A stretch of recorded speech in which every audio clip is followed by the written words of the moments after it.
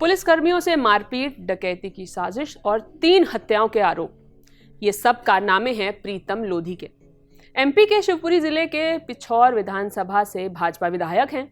इन दिनों खूब चर्चा में हैं।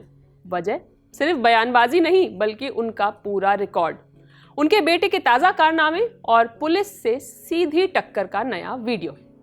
कुछ दिन पहले उनके बेटे दिनेश लोधी की थार ने 5 लोगों को टक्कर मार दी थी, जिसके बाद प्रीतम ने एसडीओपी को धमकाते हुए कहा था कि क्या करेरा तुम्हारे डैडी का है।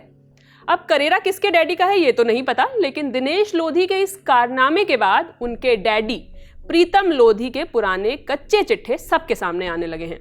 प्रीतम लोधी की ये उपलब्धियां वो खुद अपने चुनावी हलफनामे में दर्ज भी करा चुके हैं।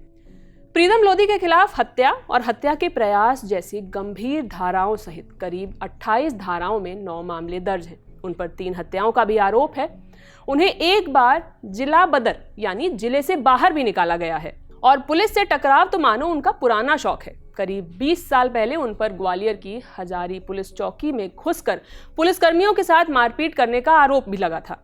साल 2012 तक उनके खिलाफ हत्या, हत्या के प्रयास, डकैती की साजिश और मारपीट जैसी 34 मामले दर्ज हो चुके थे।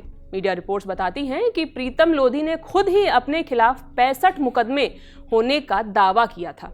प्रीतम लोधी ग्वालियर के जलालपुर गांव के रहने वाले हैं। इलाके के लोगों का दावा है कि जब भी आसपास कोई बड़ा अपराध होता था तो पुलिस सबसे पहले प्रीतम लोधी को ही ढूंढती थी। बात राजनीति की करें तो उन्हें एमपी की पूर्व सीएम उमा भारती का करीबी माना जाता था। साल 2022 में प्रीतम ने ब्राह्मणों और कथावाचकों पर आपत्तिजनक टिप्पणी की थी, जिसके बाद उन्हें बीजेपी से 6 साल के लिए निष्कासित कर दिया गया था। हालांकि 2023 में एमपी विधानसभा चुनाव से पहले उनकी वापसी भी हो गई थी।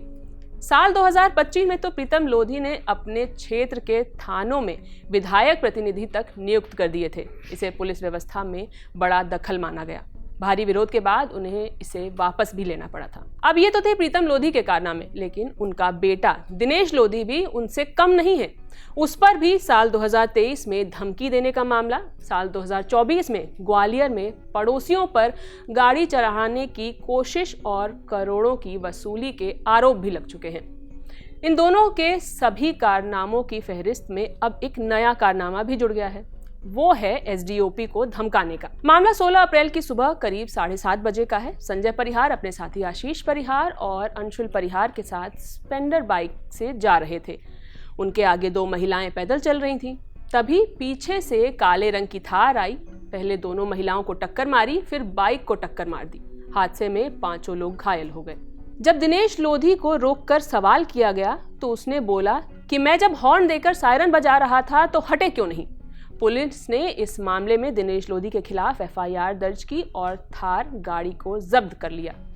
रिपोर्ट के मुताबिक कोर्ट से गाड़ी की जमानत लेने के बाद 19 अप्रैल को दिनेश लोधी करेरा थाने पहुंचा, जहां एसडीओपी आयुष जाखड़ और थाना प्रभारी विनोद छावई ने उससे पूछताछ की। Cut to viral video. 19 April की देर शाम विधायक प्रीतम लोधी का एक वीडियो सामने आया। उन्होंने एसडीओपी करेरा पर आरोप लगाया और कहा कि एसपी करेरा कहता है कि यहाँ दिख मत जाना। तो मैं कहना चाहता हूँ कि क्या करेरा तुम्हारे डैडी का है? वैसे तो मैं कहता नहीं हूँ, लेकिन मैं अब कह रहा हूँ, वो वहाँ आएगा भी और चुनाव भी लड़ेगा। अगर तेरे डैडी में दम है तो रोक लेना, हमारा इतिहास भी देख लेना, अपनी औकात में रहो, अपने दायरे में रहो। फिलहाल विधायक के इस बयान पर आईपीएस एसोसिएशन ने नाराजगी जताते हुए उनके खिलाफ एक्शन की मांग की है। खबरें ये भी हैं कि बीजेपी का शीर्ष नेतृत्व भी इस बयान से खुश नहीं है। पिता का रिकॉर्ड पहले से लंबा है और अब बेटे पर भी धमकी, मारपीट और वसूली जैसे आरोप लग चुके हैं। ऐसे में सवाल यही है कि ये सिर्फ एक बयान का मामला है या सिस्टम से टकराने की पुरानी आदत। आप इस पर क्या राय रखते हैं हमें कमेंट सेक्शन में ज़रूर बताएं। हमारा कमेंट सेक्शन खुला है। खबर लिखी है रक्षा ने, मैं हूं शिवानी। बने रहिए द ललन टॉप के साथ। शुक्रिया।